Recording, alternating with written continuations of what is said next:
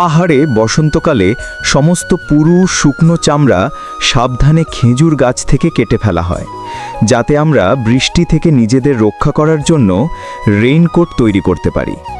তারপর আমি এই চামড়াগুলি পরিষ্কার জল দিয়ে ভালো করে ধুয়ে রোদে শুকাতে দিই, যাতে সমস্ত ময়লা, গন্ধ এবং আর্দ্রতা দূর হয়, যা এগুলিকে শক্তিশালী এবং হালকা করে তোলে।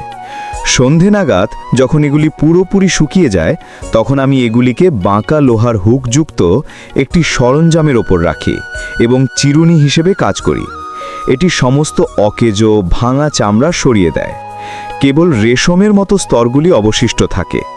এই নরম রেশমি চামড়াগুলিকে একসাথে পেঁচিয়ে পাতলা শক্তিশালী দড়ি তৈরি করা হয়, যাতে রেইনকোটের সেলাইগুলি ধরে থাকে এবং খোলা প্রতিরোধ করে।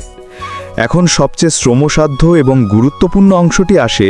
পাহাড় থেকে আনা এই চামড়ার টুকরোগুলি একটির ওপরে আরেকটি স্তূপীকৃত করা হয় এবং এই দড়ি দিয়ে একসাথে সেলাই করা হয়। সেলাই প্রক্রিয়াটির জন্য সাবধানে পরিমাপ প্রয়োজন। সেই কারণেই আমি সময়ে সময়ে ঘাড় এবং পিঠের আকার পরিমাপ করতে থাকি, যাতে রেইনকোটটি শরীরের সাথে সঠিকভাবে ফিট করে এবং প্রতিটি ঋতুতে আরামদায়ক হয়।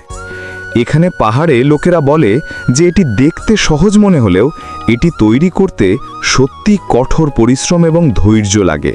এবং সত্যি কথা বলতে, এটি তৈরি করার সময় আমার দাদির কথা সত্যিই মনে পড়ে। এবং দেখুন আমাদের সুন্দর পাহাড়ি রেইনকোট, যা আমাদের বৃষ্টির জলকে রক্ষা করে। প্রস্তুত।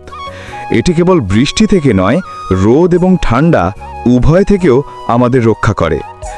তাহলে বলুন তো, আপনার গ্রামেও কি এই জাতীয় ঐতিহ্যবাহী রেইনকোট তৈরি হয়?